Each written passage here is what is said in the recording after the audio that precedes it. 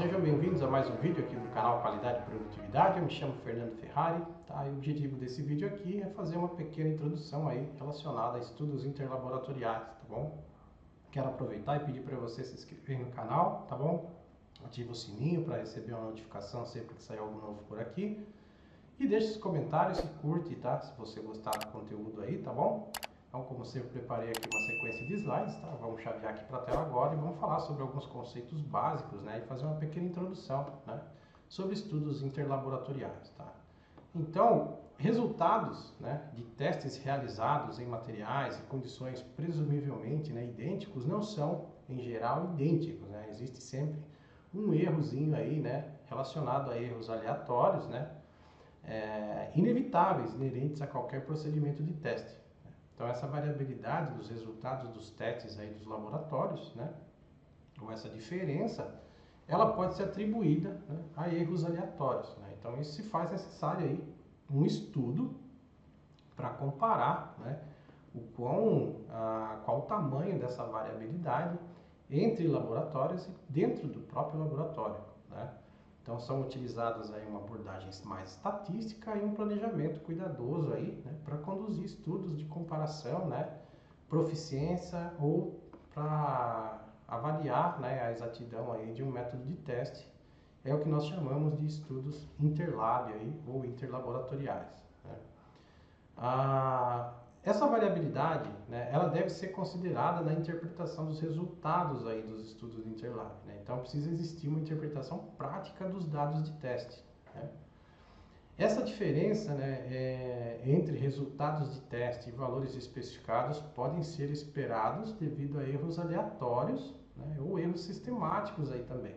Então é importante, né, que essa variabilidade seja dimensionada e considerada, interpretada, né, para que o resultado de um ensaio em determinado laboratório, né, seja melhor aí entendido e mais preciso, tá? Quais são os fatores, né, que contribuem para essas variabilidades aí existentes nos resultados de teste, né, em determinado laboratório? Por exemplo, né, entre alguns deles aí, o operador, né, que está realizando o teste, o ensaio, o equipamento que é utilizado, se o equipamento foi calibrado e qual a sua calibração, né? E variáveis de ambiente aqui, né, como temperatura, umidade, né, até mesmo a poluição, né, do ar, etc. Aí, né, umidade relativa, tem tudo isso, né? Então, essas são alguns fatores, né, que contribuem para a variabilidade em estudos aí nos laboratórios, tá? Existem outras também, né, outras variações aí que são embutidas nas medições e nos ensaios, né? Então, é uma maneira de quantificar, né, esses fatores contribuintes aí e determinar qual é a variabilidade existente aí nesses estudos, né? E essas variações, né, existem também entre diferentes laboratórios, né? Então, quando eu faço um determinado ensaio, aí vou dar um exemplo aqui, por exemplo, um exame de sangue, né, para determinar, por exemplo, aí a glicose, né, o nível de glicose no sangue, tá? Então, se eu fizer um ensaio em um laboratório, né, eu posso obter valores ligeiramente diferentes ou às vezes grosseiramente diferentes, né?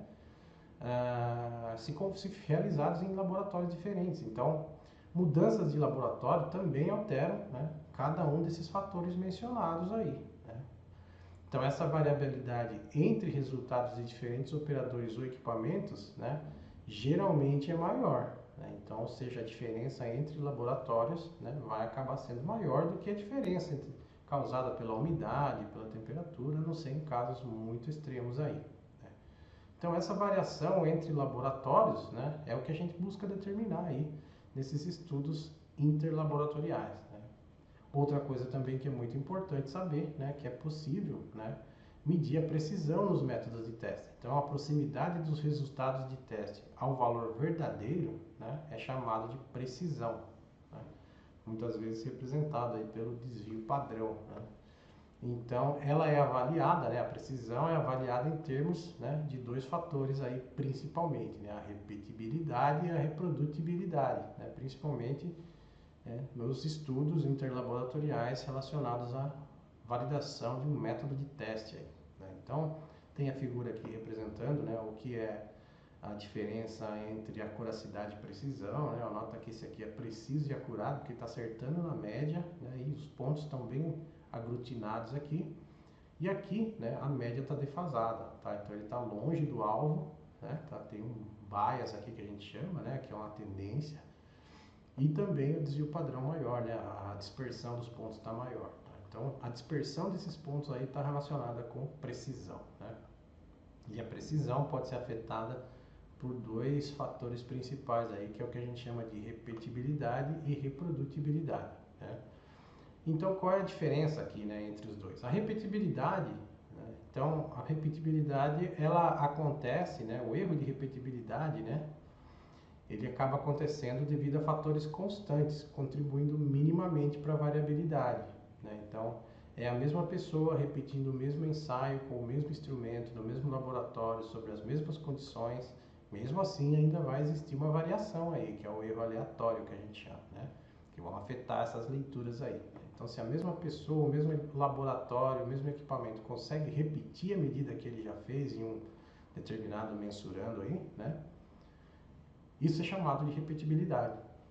A reprodutibilidade, né, inclui outros fatores, né? Então, os fatores variáveis, por exemplo, que variam, né, entre laboratórios. Então, necessariamente eu vou mudar a pessoa que vai realizar o ensaio, vou mudar também o equipamento, né? As condições de temperatura e umidade podem variar, né? A estabilidade do mensurando, né, dependendo da situação aí, né? Então, reprodutibilidade é a capacidade de um outro laboratório reproduzir, né, o método, o ensaio que foi feito aí no laboratório de referência ou de comparação aí, tá bom? Então, essa é a principal diferença entre repetibilidade e reproducibilidade, né? Uma coisa importante, né, quando analisar dados aí de estudos interlaboratoriais, né, é preciso tomar cuidado com dois extremos, né? Dados excessivamente sanitizados, ou seja, você elimina, né, leituras estranhas ou suspeitas aí, né, de maneira excessiva e acaba ficando com poucos dados ou lacunas aí nos resultados de teste, né? E também, né, tomar o cuidado com outro extremo, que é considerar resultados ruins, né, devido a causas atribuíveis inaceitáveis aí, né? Então, muitos erros podem acontecer durante os ensaios, né? Erros de leitura, medição, né? De execução do ensaio e tudo mais. É preciso tomar cuidado com os dois extremos, né? Você excessivamente limpar dados ruins, né? E também, né, incluir tudo quanto é dados só para ter volume, massa de dados aí para analisar, né? Você pode acabar caindo numa situação aí. Nós vamos ver mais adiante aí, né? Existem maneiras, né, de detectar o que a gente chama aí de outliers nos dados aí. Tá bom? Então é preciso tomar esse cuidado, né? É preciso também, né, para a execução de um estudo interlaboratorial, né, um planejamento e condução do estudo, né? Então, um planejamento cuidadoso, né, e a condução do estudo são essenciais para a coleta de dados úteis e consistentes, né? Muitas vezes esses dados de estudos interlaboratoriais são utilizados para além do objetivo do estudo interlaboratorial, né? Servem como base para determinação de incerteza, por exemplo, variações e tudo mais, né? Muitas vezes esses estudos aí, esses dados podem ser usados para outras finalidades também, tá? Então, uma coisa extremamente importante, né? Manter o desenho do experimento e do estudo o mais simples possível, né? Mas não de maneira descuidada, né? Para que esses fatores e ruídos externos não interfiram nos resultados que vão ser obtidos aí, né? Então, ter um protocolo de teste, né, muito bem definido, né? Fazer aqui a estratificação dos ensaios, né? As combinações, né, que serão realizadas, né? Então, tudo isso é muito importante na execução do estudo interlaboratorial aí. Nós vamos ver mais adiante aí mais detalhes nesse sentido, né? É importante levar em consideração também, né, de acordo com o seu objetivo aí, né, o número de laboratórios, né, e resultados, né? Quantas leituras você vai fazer por cada material medido ou ensaiado aí, né? Então, a quantidade de laboratórios participantes, né, e quantos resultados eles precisam prover aí, né? Podem ser 2 ou mais no caso de ensaios de proficiência, né, ou comparação, né, estudos comparativos interlaboratoriais, né? Mas no caso, né,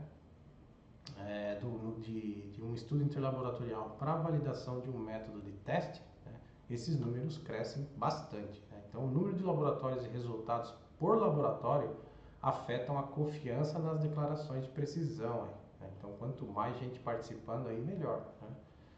de maneira que também o excesso de participantes aí não comprometa, né, a execução do estudo interlaboratorial, né. O recomendado, né, pela STM 691 é 30, né, mas a gente sabe, né, pela prática aí que 30 laboratórios participando aí é algo bastante raro, né.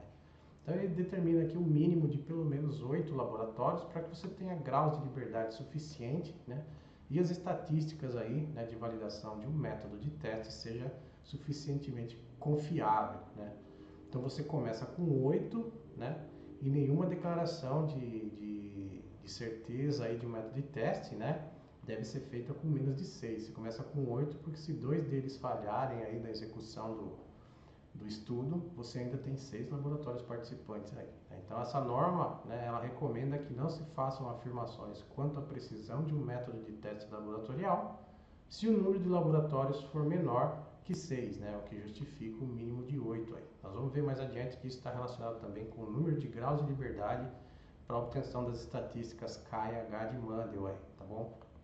Mas é importante separar, né, se você for fazer um interlab para proficiência, né, um teste de proficiência que a gente chama, ou um comparativo interlaboratorial, né, 2 ou mais é o suficiente aí, né. Agora, se você vai fazer um interlab, né, para determinar a precisão de um método de teste, né, então aí a recomendação é geralmente 30, né, o ideal mesmo, 30, mas no mínimo 8 laboratórios participantes aí, tá bom? Então esse é um guideline aí, tá? É importante, né, que a consistência nos dados seja verificada, né, principalmente pela participação de alguém com um background estatístico, né, que tenha conhecimento das estatísticas e que saiba interpretar os resultados estatísticos, obter as estatísticas, né, tenha facilidade de lidar com distribuições de probabilidade, né, funções de densidade de probabilidade, como obter, né, a função inversa, né, da probabilidade e tudo mais. Então é sempre importante ter alguém muito familiar, né, ou até mesmo um estatístico aí participando, né, desses estudos interlaboratoriais, de maneira a tornar a interpretação e a geração dos dados aí mais confiável e mais fácil, né. E também, né, o uso, né, usar as estatísticas corretas aí, recomendadas aí pela norma, né. Então é importante não só ser um estatístico, mas também conhecer, né, as principais normas aí que regem esses estudos aqui.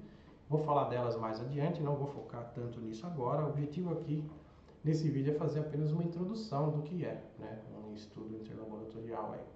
Então o uso de estatísticas, né, o valor K e valor H aqui para avaliar a consistência dos dados, né, score Z, né, muito comum aí na distribuição normal, o erro normalizado, né, que a gente chama, e o uso de ferramentas gráficas e tabulares, como essa direita aqui, né, onde você tem as barras aí comparando 6 dispositivos de teste, né, e o controle de negativo e positivo aí, mais à esquerda.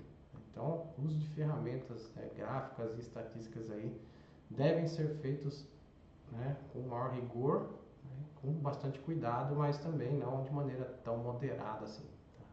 Pode ser feito, né, com bastante cautela, porém o uso deve ser bastante recomendado, vamos dizer assim, né? Então é isso, pessoal, nesse vídeo aqui, espero que vocês tenham gostado, tá? Essa foi uma introdução, e no próximo vídeo vamos começar a falar já do primeiro tipo, né, de ensaio interlaboratorial, né, estudo interlaboratorial, relacionado à precisão de um método de teste aí, tá? Nós vamos utilizar a norma ASTM 691 de início, e depois vamos estudar, né, nos próximos vídeos também, os estudos de proficiência aí, né, e de comparação interlaboratorial. Então, por esse vídeo aqui é tudo, espero que vocês tenham gostado, tá bom? Se você gostou, deixe seu like, seus comentários aí, tá? Comenta a sua experiência com estudos interlaboratoriais. Forte abraço, até o próximo vídeo aí. Tchau, tchau.